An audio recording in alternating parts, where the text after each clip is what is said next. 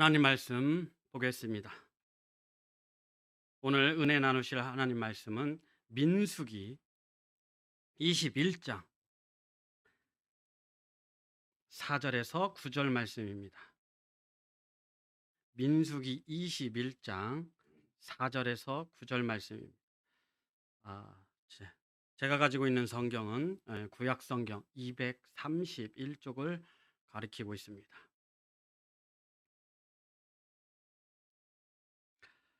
다 찾으신 줄 알고 제가 봉독하겠습니다. 백성이 호르산에서 출발하여 홍해 길을 따라 에돔 땅을 우회하려 하였다가 길로 말미암아 백성의 마음이 상하니라. 백성이 하나님과 모세를 향하여 원망하되 어찌하여 우리를 애굽에서 인도해 내어 이 광야에서 죽게 하는가. 이곳에는 먹을 것도 없고 물도 없고 우리 마음이 이 하찮은 음식을 싫어하노라 하매 여호와께서 불뱀들을 백성 중에 보내어 백성을 물게 하심으로 이스라엘 백성 중에 죽은 자가 많은지라. 백성이 모세에게 이르러 말하되 우리가 여호와 말씀을 향하여 원망함으로 범죄하여 싸우니 여호와께 기도하여 이 뱀들을 우리에게서 떠나게 하소서. 모세가 백성을 위하여 기도하매 여호와께서 모세에게 이르시되 불뱀을 만들어 창대 위에 매달아 물린 자마다 그것을 보면 살리라.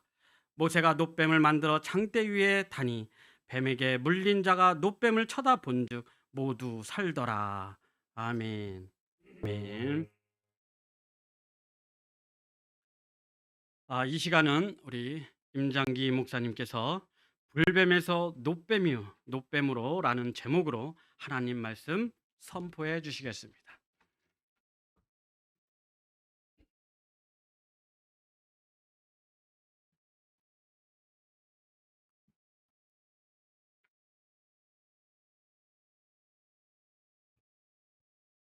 여러분 반갑습니다.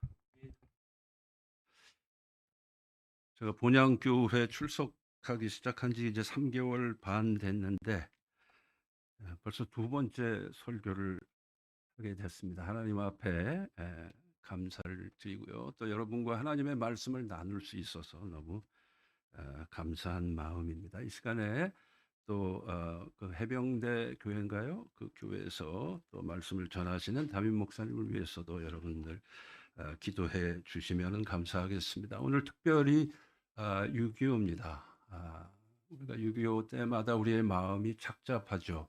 제가 어릴 때는 이 6.25를 6.25 동란이라 그랬어요. 동족 상잔이다. 그러니까 동족들끼리 싸운 전쟁이다. 그래서 6.25 동란이라고 그랬었는데 요즘에는 6.25 동란이라는 말을 사용하지 않고 그냥 한국 전쟁이라고 그 명칭을 사용합니다. 그것이 더 적절한 표현이 되겠죠. 왜냐하면은 우리 동족들끼리만 싸운 게 아니고 국제전이었기 때문에 한국 전쟁이라는 표현이 더 맞다고 생각이 되어집니다. 어찌 됐든 중요한 것은 우리 남북한이 속히 평화 통일을 이루어서 북한에 살고 있는 우리의 동족들이 우리와 같은 그러한 삶을 함께 나누면서 한 공간에서 자유롭게 살아갈 수 있는 날이 속히 오기를 간절히 소망합니다.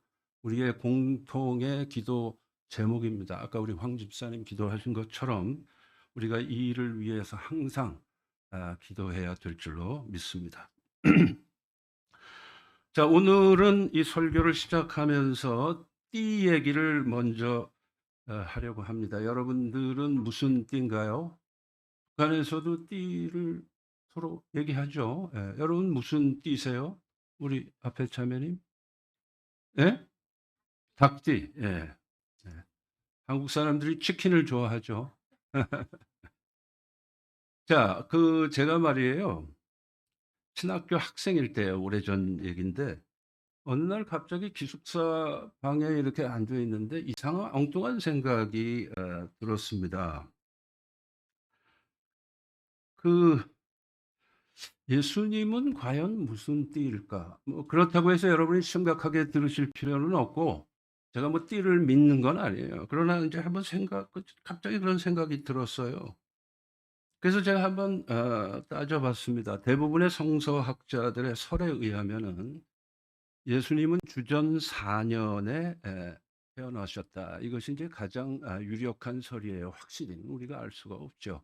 그러나 하여간 주전 4년이라고 가정을 하고, 그리고 나서 제가 계산을 해본 거예요. 원래 이론적으로 말하면 예수님이 태어난 해가 주전 1 년이 돼야 맞는 거잖아요. 아시죠? 아니 그러니까 주전이 아니고 주후 1 년이 돼야 맞는 거잖아요. 이 주후라는 말이 옛날에는 AD라고 했는데 요즘은 조금 틀려졌어요. 혹시 아시나요, 학생들? 요즘에는 BC AD를 사용하지 못하게 돼 있어요. 한국에서는 어떤지 모르겠는데 미국에선 BC AD를 쓰면은 법적으로 문제가 됩니다. 그래서 그 BCE, CE라는 걸 사용하는 걸로 20여 년 전에 바뀌었습니다. BC는 여러분 뭐의 약자인가요? Before Christ고 AD는 아노 도미니.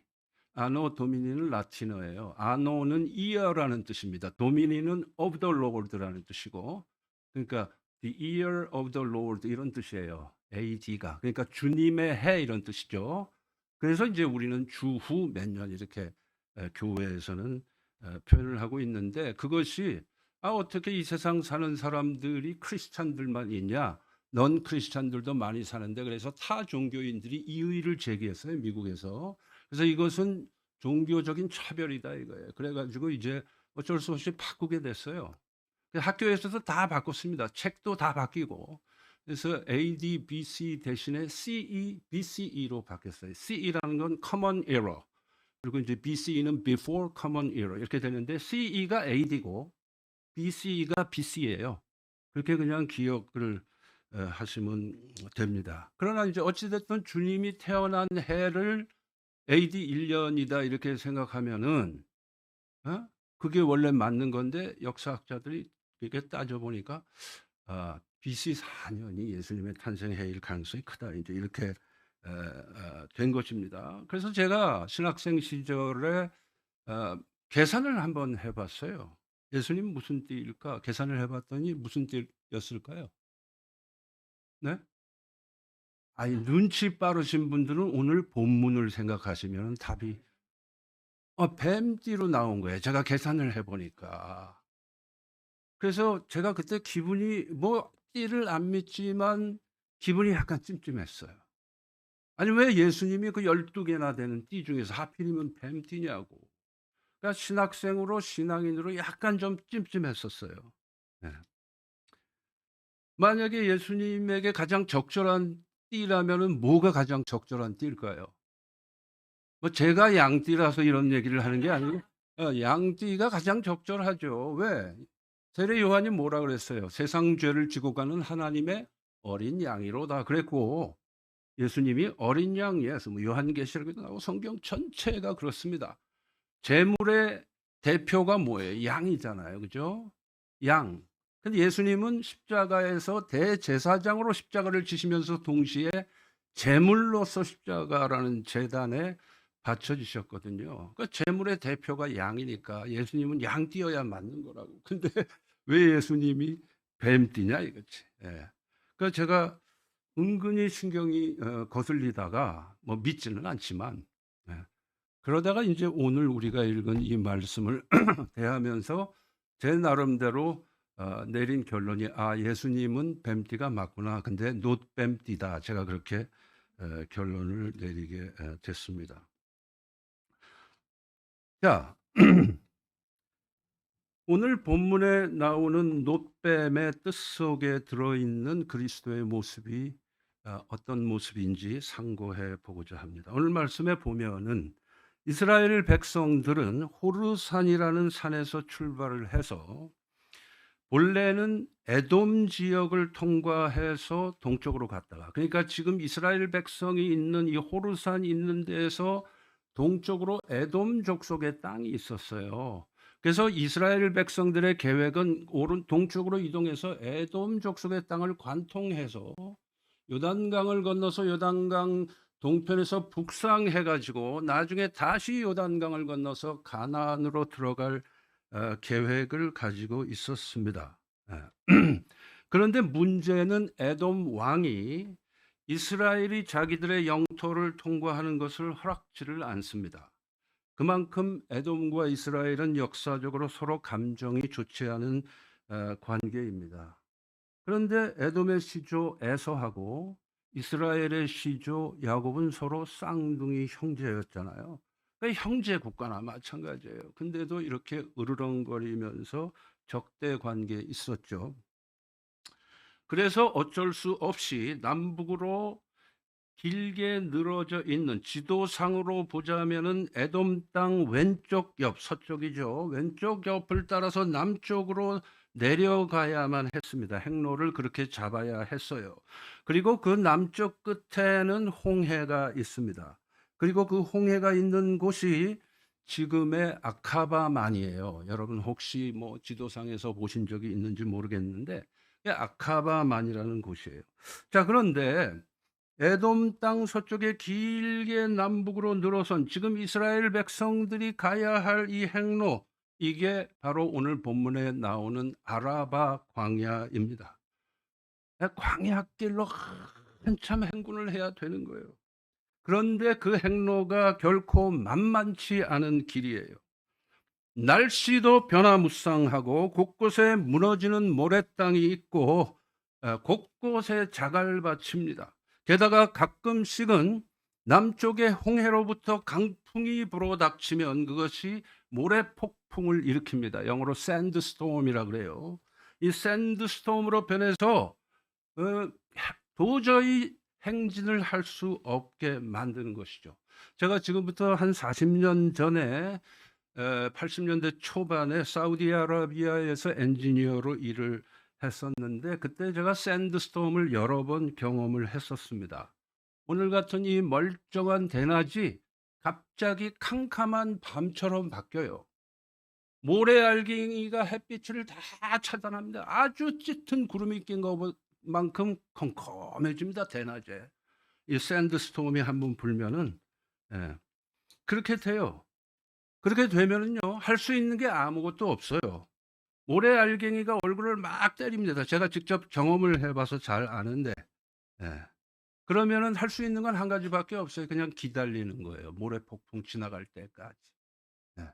모든 것이 올스톱이에요. 그리고 기다려야 돼. 바로 그런 곳이 지금 이스라엘 백성들이 행진하고 있는 아라바 광야였다라는 걸 여러분들이 이해하시면서 이 본문의 상황을 공감해야 되는 것이죠. 게다가 이곳은 먹을 것도 없고 마실 물도 없습니다. 그러니까 불평이 안 나올 수가 없는 것이죠. 그래서 본문 5절에 보니까 백성들이 하나님과 모세를 향해서 원망했다고 되어 있습니다. 여러분, 민수기라는 책에 별명이 있어요. 닉네임이 있어요. 민수기라는 책의 별명. 무슨 책일까요?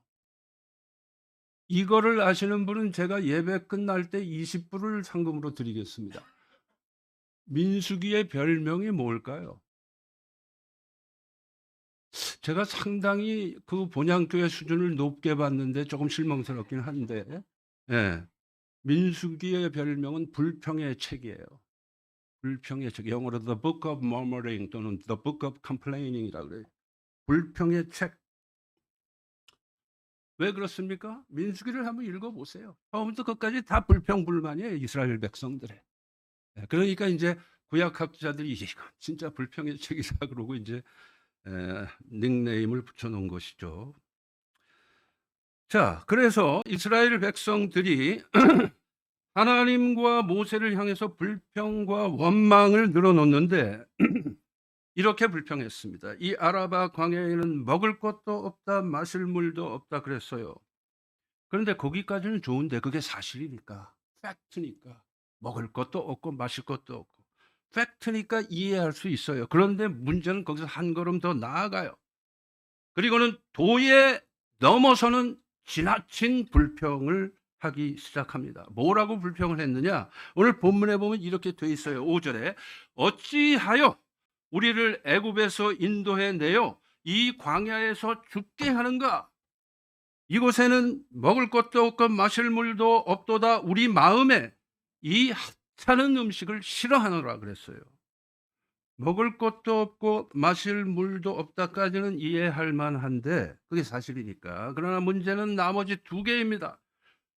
어찌하여 우리를 애굽에서 인도해 내요. 이 애굽이 어떤 곳이었습니까? 애굽에서 이스라엘 백성들은 뭐였나요? 노예였습니다. 노예살이. 지금은 삶이 곤고해도 자유로운 삶. 애굽에 있을 때는 종살이. 어떤 게 더 나은 거예요? 어찌하여 우리를 애굽에서 인도해 내어 이 광야에서 죽게 하는가? 이게 문제인 거예요. 이게. 그리고 그 다음에 두 번째는 우리 마음에 이 하찮은 음식을 싫어하노라 그랬어요. 이 하찮은 음식이 뭘까요? 만나죠, 만나. 자, 지금 이스라엘 백성들이 뭘 갖고 컴플레이닝을 하고 있는 것입니까? 하나님께서 왜 우리를 구원하셔 가지고라고 지금 컴플레이닝 하고 있는 것이고, 또 하나는 이스라엘 백성들이 굶어 죽게 되었을 때 하나님의 은혜의 상징으로 주신 것이 만나였거든요. 만나와 메추라기 하나님의 은혜와 공급하심의 상징물이에요. 그런데 이 만나를 먹다 보니까 지겨워졌어요. 그래서 이 하찮은 음식을 싫어한다라고 불평을 늘어놓은 것입니다. 우리가 아무리 인생이 곤고해도 부모님 앞에 가서 부모님을 향해서 어머님, 왜 저를 낳으셨나요? 왜 어머님이 저를 낳으셔서 내 인생을 이렇게 힘들게 만드십니까? 이렇게 말하면 이건 최고의 불효가 되는 거예요. 그렇죠? 네. 이런 말을 하면 인간이 아닌 거예요. 마찬가지로 우리가 하나님을 향해서 왜 저를 이 세상에 태어나게 하셨나요? 하고 불평한다든가, 아니면 왜 저를 구원해 주셨나요? 라고 주님께 불평한다면 이거는 기본 룰을 어기는 거예요. 이 박싱에서 펀칭 언더 더 벨트 라인이라고 그래요. 그 벨트 라인 밑을 가격하는 건 룰을 어기는 거예요. 이건 하나님과 우리 사이에 기본적인 관계의 룰을 어기는 컴플레이닝이 되는 것입니다. 은혜의 본질인 구원하심을 불평의 재료로 삼고 하나님의 동행하심과 공급의 상징인 만나를 가지고 불평하는 것은 인두껍을 쓰고 할 수 없는 인륜의 도를 넘어선 불평이 되는 것입니다. 이 사실을 여러분들은 명심하셔야 돼요. 우리의 삶이 아무리 고달파도 불평이 이런 종류의 불평은 안 된다. 도를 넘어서는 불평은 안 된다. 자, 그러자 하나님께서는 이스라엘 백성들의 불평과 원망을 들으시다 한계에 달하셔서 참다 나중에 이 못된 이스라엘을 교정하시기 위해서 교훈의 채찍을 주십니다. 그 채찍이 뭘까요? 바로 본문 6절에 등장하는 불뱀입니다. 이 불뱀은 영어 성경들 번역으로 보면 fiery serpents, venomous snakes 또는 poisonous snakes라고 번역을 하고 있는데, 본래 문자적으로 번역하면 burning snakes예요. 즉 우리 한글 개역 성경의 번역처럼 불뱀, 이게 제대로 된 번역입니다. 그럼 왜 불뱀이냐?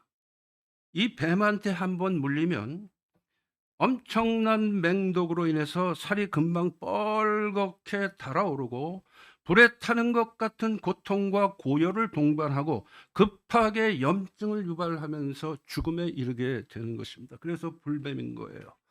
또한 이 뱀이 그 광야에서 기어다닐 때 이 뱀의 색깔이 피부색이 빨간색이에요.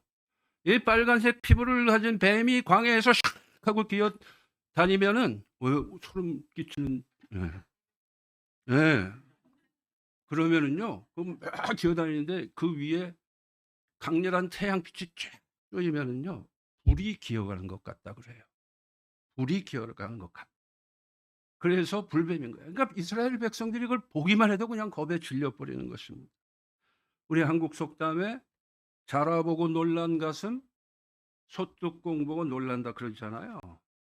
지금도 이 아라바 광야에 가면 이 불뱀이 있다 그래요. 저는 아라바 광야는 못 가봤는데 아라비아 광야는 가봤습니다. 이거 틀린 거예요. 자, 그런데 여기서 우리가 알아야 할 사실이 하나 있습니다. 아주 중요한 사실이에요. 불뱀의 시절이 닥치면 우리는 과거의 만나의 시절이 그렇게 고마워진다라는 사실입니다. 만나의 시절은 고난과 곤고함의 때를 제 나름대로 표현한 거예요. 불뱀의 시절은 절체절명의 위기 상황을 제가 그렇게 표현한 거예요. 자, 조금 전까지만 해도 우리 마음에 이 하찮은 음식을 싫어하노라 그랬잖아요. 만나를 향해서. 고난이 불평과 원망을 낳는 수준이면은 오히려 은혜를 갉아먹습니다. 그러나 때로는 고난이 훨씬 더 혹독해지면 절체절명의 위기가 되어 버리면 그때는 하나님의 은혜가 절실해지는 것입니다. 여기에 아주 중요한 인생의 원리가 들어 있어요. 쉽게 설명해서 우리가 배가 조금 고프면 음식 투정을 하지만 배가 진짜로 고프면 김밥 몇 조각이 꿀맛이 되는 것입니다. 제가 고등학교 2학년 때 있었던 일인데요. 1972년인데 그때 남한은 북한하고 비등비등했어요. 73년부터 남한 경제가 북한을 추월한 해입니다. 그러니까 대략 그때쯤이죠. 그러니까 물론 지금의 북한은 그때보다 훨씬 어려워요. 자, 그러니까 남한도 한국도 잘 못 살 때예요. 가난할 때입니다. 하루는 어머님이 도시락을 싸 주셨는데 점심때 학교에서 이 도시락을 먹으려고 가방에서 도시락하고 반찬을 꺼냈어요. 근데 그때 반찬이 뭐였냐면 열무김치였습니다. 병에 든 열무김치. 그래서 이제 점심을 먹으려고 밥을 한 젓가락 딱 먹고 김치병 뚜껑을 열었어요. 그 열무를 먹으려고 열무 이파리를 하나 딱 띄어 갖고 먹으려고 하는데 도저히 못 먹겠어요. 열무 이파리가 뽀동뽀동하고 소금기가 미쳐 열무 속으로 배지 않아서 풋냄새가 팍팍 나는 겉만 짠 김치. 김치도 아니고 겉절이도 아니고. 예. 그래서 제가 은근히 화가 치밀더라고요. 그래서 제가 도시락 뚜껑을 닫아서 가방에 도로 집어넣었어요. 김치병 뚜껑을 닫아 가방에 도로 집어넣었어요. 그래서 제가 야무진 계획을 세웠습니다. 이 모습 이대로 내가 엄마한테 갖다 드리리라. 예. 그러면서 무언의 항변을 하리라. 이걸 도시락이라고 싸주셨냐고. 예. 지금 생각하면 그때는 참 티네이저라 철이 없었어요. 그런데 그래서 점심을 걸렀죠, 제가. 그날 학교 마치고 친구들하고 야구장에 갔습니다. 저희 학교가 그때 야구를 좀 제법 했는데 그때는요, 고교 야구가 엄청나게 인기가 있었습니다. 연세 드신 분들은 다 기억을 하시겠지만은요. 지금 프로야구하고 상대가 안 되게 인기가 있었어요. 전국 고교 야구 대회 하면은 야구장이 꽉꽉 찼습니다. 표를 못 사 가지고 못 들어갔어요. 암표가 막 팔리고 그랬었습니다. 그러니까 고교 야구 완전히 인기, 지금 미국 메이저리그보다도 인기 있었어요. 예. 그랬는데 그날이 우리 학교가 전국 대회 준결승을 전을 한 거야. 그냥 안 갈 수가 없잖아요. 그래서 친구들하고 이제 응원을 하러 갔죠. 그 야구 구경을 했는데 우리 학교가 이겼어요. 근데 요즘에는 표 내고 들어가면 한 경기밖에 못 보는데 그때는 표 내고 일단 야구장 안에 들어가면 2경기고 3경기고 계속 볼 수 있었어요. 근데 그다음 경기가 다른 준결승이야. 거기서 이기는 팀하고 우리 학교하고 며칠 후에 결승에서 붙는 거예요. 그러니까 우리 학교가 이겼으니까 기분 좋죠. 그다음 경기는 남의 학교 게임이니까 마음의 여유가 생기잖아요. 그리고 공짜니까. 그래서 외야석으로 자리를 옮겨서 인제 앉아서 남의 학교들 경기를 구경꾼처럼 보고 있었습니다. 그런데 우리 학교 야구에 집중할 때는 제가 잘 몰랐는데 남의 학교 경기니까 심정에 여유가 생기기 시작하면서 갑자기 허기가 몰려오는 거예요. 그러면서 제가 가만히 생각해 보니까 점심을 안 먹은 거예요. 그러다가 '아!' 하고 생각이 나면서 가방에서 아까 야무진 계획을 세우면서 집어넣었던 그 도시락을 제가 도로 꺼냈어요. 네. 그때가 여름이었는데 꺼내서 밥을 이렇게 입에 넣고 똑같은 열무김치 이파리를 딱 띄어 가지고 입에 딱 집어넣는데 씹었는데 말이에요. 미국 사람들 표현으로 오 마이 갓. 아, 세상에 이렇게 맛있는 음식이 있을 수가 있을까? 꿀맛 중에 꿀맛이었습니다. 이걸 어떻게 설명을 할까요? 아무리 그때가 여름날이었다 하더라도 반나절 만에 그 안 익은 김치가 익을 리가 없잖아요. 너무 감격스러워서 눈물이 날 지경이었습니다. 음? 그러자 슬그머니 속으로 이제 배가 부르니까 슬그머니 속으로 어머니를 원망했던 저 자신이 한심스러워지고 가난한 살림의 우리 칠남매를 위해서 매일 도시락 7개를 싸시는 어머님을 향해서 은근히 미안해지는 거예요. 우리 칠남매가요, 한때 다 도시락을 싼 적이 있었는데 그때였어요. 제 위에 형님이 대학생이었고 제 연년생인 저희 누나하고 저하고 고등학생. 제 밑에 남동생 둘이 중학생, 그 밑에 남동생 둘이 초등학생.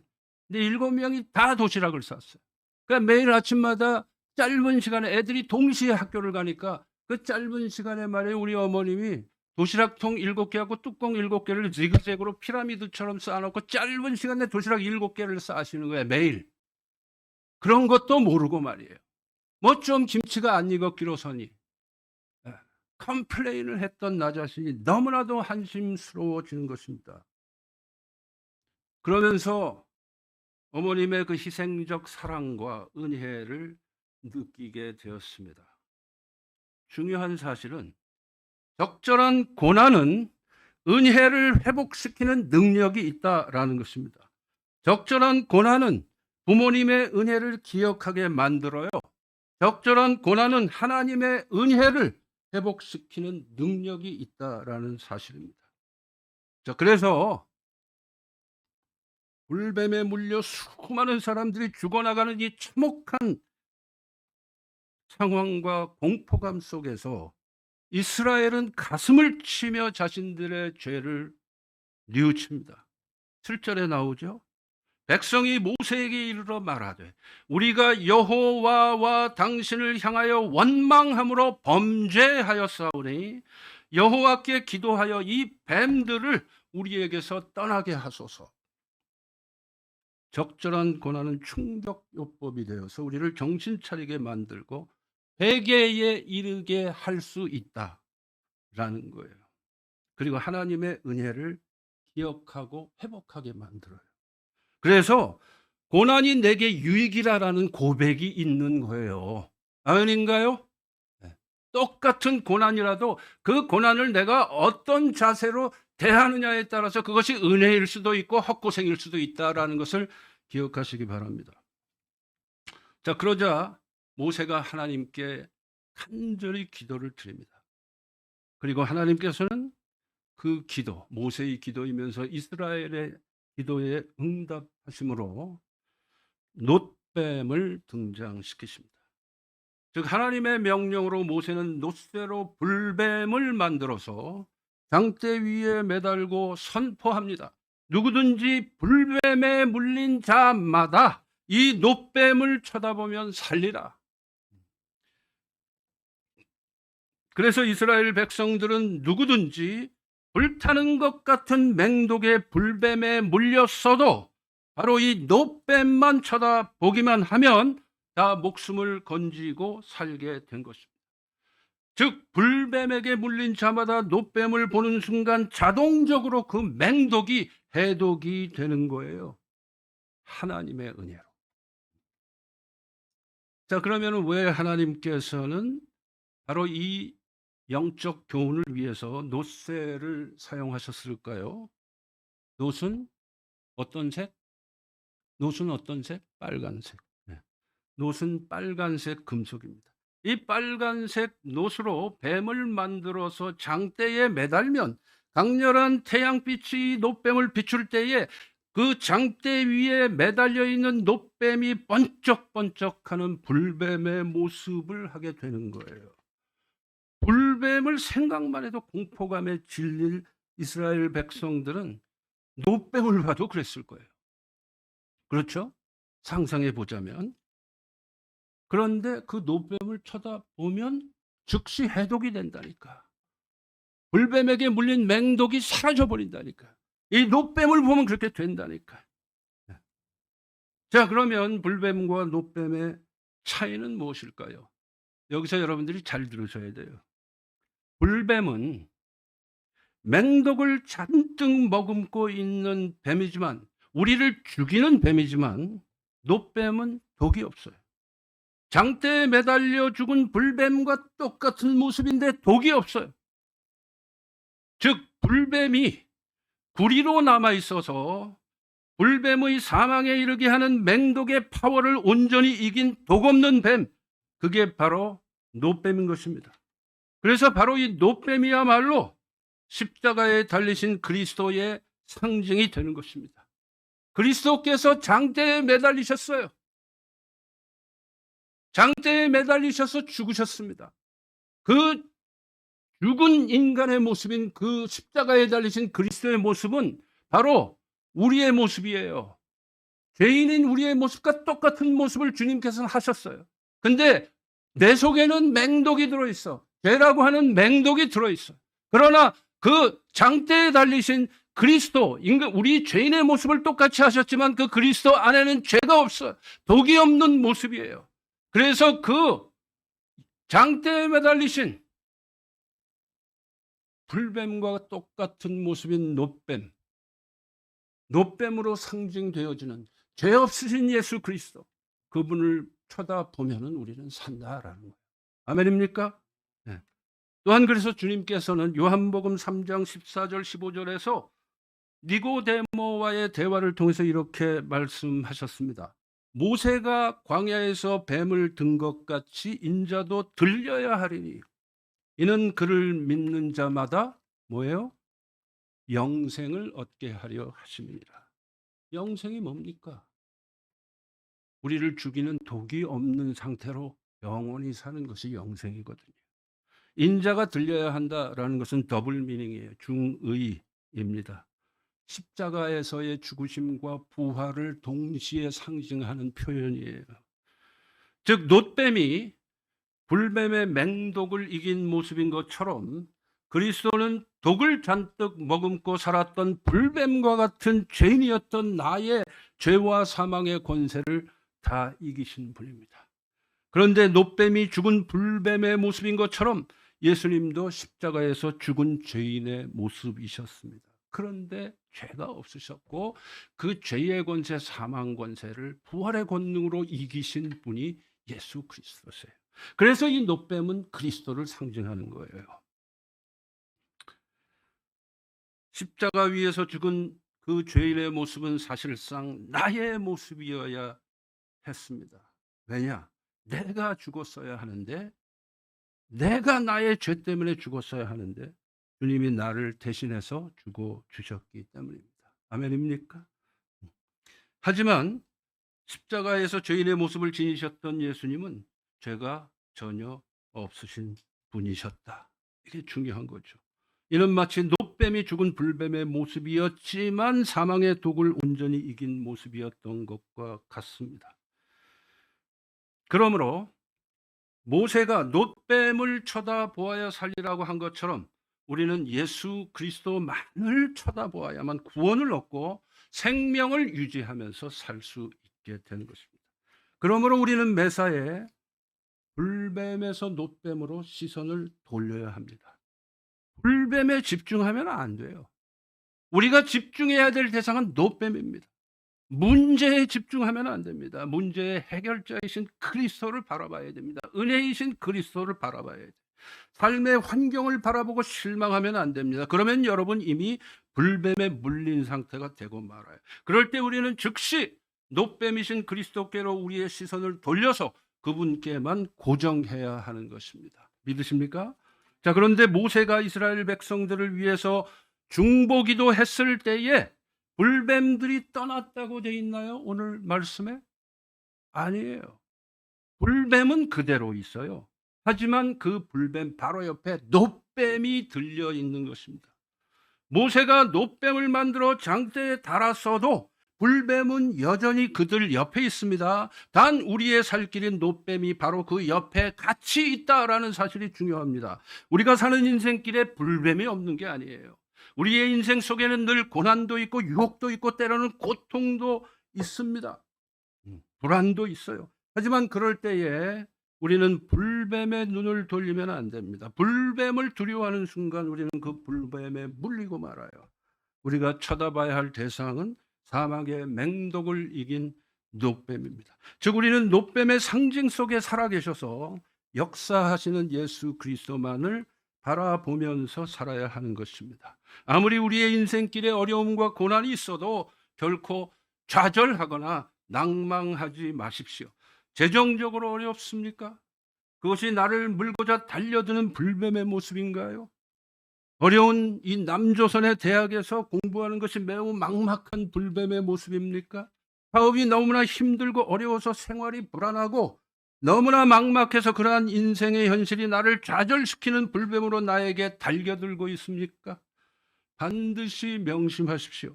그 불뱀을 보면 그 불뱀에 압도당하고 그 독이 우리를 침투하여 우리를 지배하게 되고 결국은 우리를 엄청난 수렁 속에 빠뜨리고 말 것입니다. 그러나 이럴 때 우리는 오히려 노뱀을, 그 불뱀 바로 옆에 들려져 있는 노뱀을 바라봐야 되는 것입니다. 한인 선교사님 한 분의 간증을 여러분들과 나누고 설교를 마치겠습니다. 그분이 오래전에 중국에서 선교 사역을 하셨던 분인데요. 오래전에 독일에서 유학을 했었습니다. 그때 한 노 교수님이 그 학교에 계셨는데 독일 사람이죠. 이분은 연세가 당시에 아주 많은 라틴어 교수였는데 그 교수님이 구사하는 언어가 한 열 몇 개 정도 됐었습니다. 영어, 독일어, 불어는 기본이고 스페인어에다가 뭐 동양 언어 몇 개까지 할 줄 아는 그런 분이었대요. 선교사님은 소문으로 익히 들어 알고 있었던 그 교수님의 어학 실력이었지만 그분이 유창한 히브리어까지 구사한다는 사실에 신학을 전공하고 있었던 자신조차도 놀라지 않을 수가 없었다는 거예요. 그런데 어느 날 이 선교사님이 그 교수님과 대화를 나눌 기회가 있었는데 불현듯 생각이 나서 여쭤봤대요. 교수님께서는 신학 교수도 아닌데 어떻게 히브리어까지 하시게 됐습니까? 그러자 이 선교사님의 그 질문에 그 라틴어 교수님은 다음과 같은 대답을 해 주셨답니다. 자, 지금부터는 그 노 교수, 독일인 라틴어 교수의 간증이에요. 그 교수님은 그때로부터 수십 년 전 2차 세계대전이 일어나기 전에 그는 갓 대학에 입학을 했는데 그때 기숙사에서 한 유대인 친구와 룸메이트를 하게 됐대요. 그는 그 친구랑 같은 방에 살면서 아주 친해져서 늘 밥도 같이 먹고 같이 다녔다는 거예요. 물론 공부도 같이 하고 했는데 그 친구에게 이상한 버릇이 하나 있는 것을 발견하게 됐습니다. 공부를 시작하고 두어 시간 지나면 누구나 피곤해지게 마련인데 그럴 때쯤만 되면은 이 유대인 친구가 늘 무슨 이상한 시 같은 것을 소리 높여 외우는 것입니다.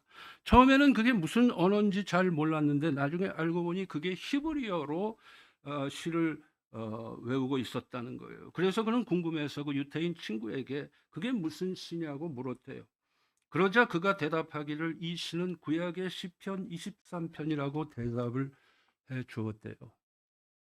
지난 주일 예배 때 우리 목사님 아드님이 시편 23편. 목사님 아드님 아니에요? 그러니까 시편 23편. 예. 그 암송했잖아. 암송. 그 시편 23편이에요. 그가 궁금해서 다시 묻습니다. 왜 너는 피곤해지고 집중이 안 될 때는 항상 그 시를 외우느냐? 그러자 그 유태인 친구가 대답하기를 자기는 이 시를 외우고 있으면 하나님이 자기와 함께 하심이 느껴지고 마음도 가벼워지고 정신도 맑아짐을 느낀다라고 말하는 거예요. 뿐만 아니라 자신이 알 수 없는 이상한 힘이 자신에게 밀려온다라고 말을 했습니다.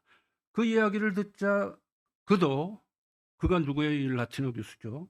그날부터 그 친구에게 배워가면서 시편 23편을 히브리어로 같이 외우기 시작했습니다. 뿐만 아니라 그 친구는 시간이 날 때마다 그에게 하나님에 대해서 이야기를 해 주었습니다. 그렇게 몇 해를 대학에서 함께 보내는 동안 두 친구는 공부하다 지겨워질 때쯤 되면 약속이라도 한 것처럼 시편 23편을 히브리어로 소리 높여 외쳐댔습니다. 그러던 중 유대인들을 향한 나치의 핍박이 점점 심해지기 시작했고 어느 날 그 친구는 학교를 그만두고 은신처에 숨게 되었습니다. 여러분 잘 아시잖아요. 히틀러 체에서 나치가 유대인 600만 명을 가스실에서 죽인 거 알죠?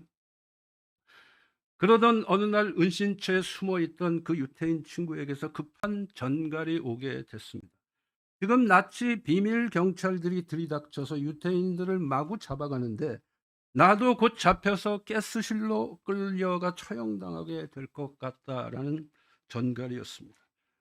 그러자 그는 급히 자전거를 타고 친구의 은신처로 달려갑니다. 친구의 마지막 얼굴이라도 보려고 눈물이 범벅이 된 채로 달려가니 친구를 태운 트럭은 이미 마을을 출발하기 시작합니다. 그는 자전거를 타고 그 트럭을 열심히 뒤쫓아가면서 친구의 이름을 불렀습니다. 그때 갑자기 트럭 옆으로 친 포장이 들쳐지고 한 사람이 고개를 삐쭉 내밀었는데 바로 그 친구였습니다. 눈물이 앞을 가려 희미하게만 보이는 친구였지만 놀랍게도 그 친구의 얼굴은 빙긋이 웃는 모습이었습니다. 그때 친구가 갑자기 소리 높여 히브리어로 암송하기 시작합니다. 여호와는 나의 목자시니 내가 부족함이 없으리로다. 그가 나를 푸른 초장에 누이시며 쉴 만한 물가로 인도하시는도다. 사망의 길로 끌려가는 친구가 그러한 순간에도 미소 지으며 외우고 있었던 것은 그들이 공부하다 지쳤을 때 함께 암송하던 바로 그 시편 23편이었습니다. 그런데 학교에서 같이 공부하던 그 시절 아무 걱정 없던 그때와 똑같은 평온한 얼굴, 미소 띈 모습으로 그 친구는 시편 23편을 외우고 있었습니다. 그러한 상황 속에서도 하나님을 생각하며 시편을 외우는 친구를 보면서 그는 자신도 모르게 가슴이 뜨거워지면서 눈물을 흘리기 시작합니다. 그러자 그도 자전거를 타고 그 트럭을 뒤쫓아가면서 친구의 얼굴을 멀리 바라보며 함께 시편 23편을 히브리어로 외우기 시작합니다. 내 영혼을 소생시키시고 자기 이름을 위하여 의의 길로 인도하시는도다. 내가 사망의 음침한 골짜기로 다닐지라도 해받음을 두려워하지 않을 것은 주께서 나와 함께 하심이라. 두 사람이 함께 이 시편을 외우는 중에 어느새 차는 길 모퉁이를 돌아서 사라졌습니다. 그것이 바로 그 노 교수님이 그 유태인 친구를 본 마지막 시간이었고 마지막 모습이었습니다. 그러던 중 시간이 흐를수록 독일군은 폐색이 짙어갔고 나치는 최후의 발악을 하기 시작했습니다. 그러자 드디어 독일인인 이 사람도 군대에 끌려가는 것을 피할 수 없게 되고 독일 병사가 되어서 여기저기 전장을 옮겨 다니게 되고 결국 전투 중에 러시아에서 포로로 잡혀서 총살을 당하게 됩니다. 형장으로 끌려가는 대열 속에서 모든 젊은 독일군 포로들은 공포에 떨고 있었습니다. 이때 이 교수님의 내리 속에는 갑자기 여러 해 전 가스실로 끌려갔던 그 유태인 친구의 얼굴이 떠올랐습니다. 그러자 그는 이렇게 생각하기 시작했습니다. 그래, 죽음의 길을 웃으면서 떠난 그 친구처럼 나도 담담하게 죽음을 맞이하자. 그러던 중 어느새 독일군 포로들은 형장에 도착을 하게 되고 형이 집행되기 시작합니다. 동료들이 하나씩 둘씩 총탄에 쓰러지고 드디어 그의 차례가 되었습니다. 이때 그는 형 집행관에게 마지막으로 할 말이 있다고 했습니다. 집행관이 무슨 할 말인지 해보라고 허락을 합니다. 그가 집행관에게 그런 요청을 한 이유는 사랑하는 친구가 죽음의 길을 떠나면서도 환한 얼굴로 외우던 바로 그 시편 23편을 자신도 하나님 앞에서 고백하면서 죽음을 맞이하고 싶었기 때문입니다. 그는 조용히 눈을 감았습니다. 그리고는 그 시편 23편을 히브리어로 조용히 암송하기 시작합니다.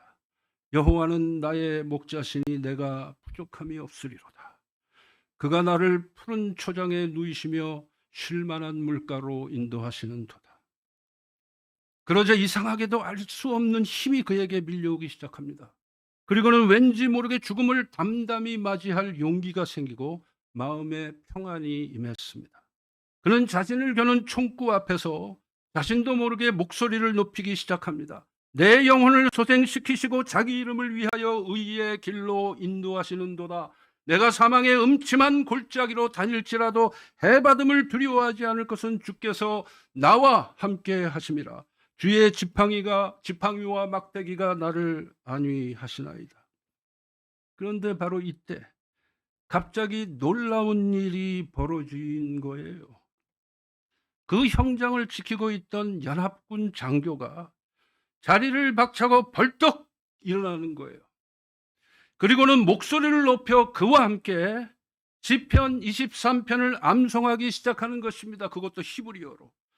주께서 내 원수의 목전에서 내게 상을 베푸시고 기름으로 내 머리에 바르셨으니 내 잔이 넘치나이다. 나의 평생의 선하심과 인자하심이 정녕 나를 따르리니 내가 여호와의 집에 영원히 거하리로다. 바로 그 연합군 장교는 유태인이었습니다. 그리고 그 장교는 곧바로 그를 풀어주라고 명령을 했고 그 자리에서 사형 집행 중지 서류에 서명을 했습니다. 놀라서 쳐다보는 사람들에게 그 장교는 조용히 이렇게 말을 했습니다. 하나님의 백성은 그가 비록 악마의 제복을 입었다고 할지라도 여전히 하나님의 백성인 것이다. 그렇게 말하면서 그 장교가 자기를 살려주었다는 것이죠. 바로 이 사건이 계기가 되어서 이 교수님이 히브리어를 배우게 되었다는 거예요. 이 교수님이 이분을 만났던 그 한인 선교사님에게 하신 말씀 가운데 잊을 수 없는 것은 자신이 그때 살아남을 수 있었던 결정적 이유에 관한 것이었는데 그것은 형장에서 죽더라도 하나님의 백성으로 죽고 싶었던 마음 때문이었다는 거예요. 또한 그 교수님 자신도 놀랐던 사실은 자신이 하나님의 백성임을 나타낼 때 하나님께서 살 길을 열어주셨고 지금까지도 하나님을 섬기며 사는 은혜를 주셨다는 것입니다.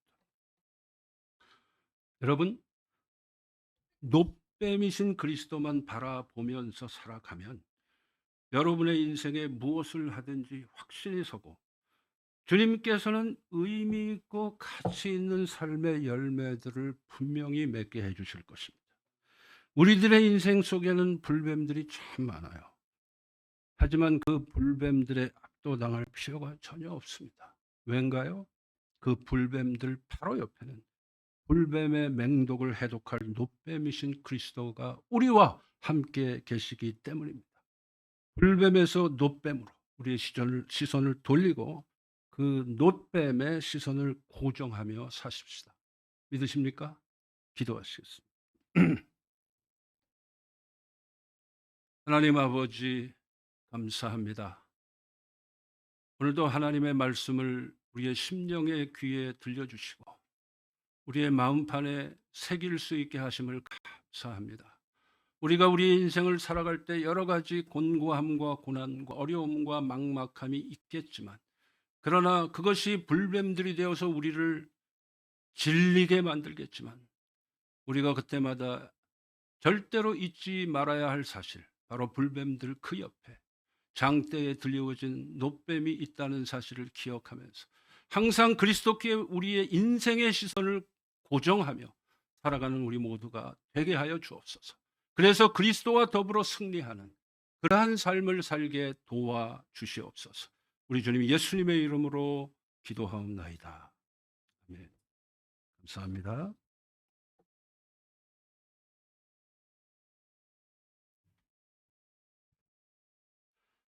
지금은 우리 주 예수 그리스도의 은혜와 하나님 아버지의 극진하신 사랑과 성령의 감화, 감동, 역사, 교통하심이 이 예배를 마치면서 주님 그렇습니다. 우리의 인생 속에 어떠한 복잡, 다단하고 어려운 일들이 닥칠지라도 불뱀에 압도당하지 아니하고 불뱀 바로 옆에 계셔서 우리와 늘 함께 하시는 놋뱀이신 예수 그리스도, 우리의 주님 한 분만 바라보며 살겠습니다. 고백하며 선포하며 다짐하며 이 예배를 마치는 주의 사랑하는 모든 권속들 위해 지금으로부터 영원토록 함께 계시기를 간절히 축원하옵나이다.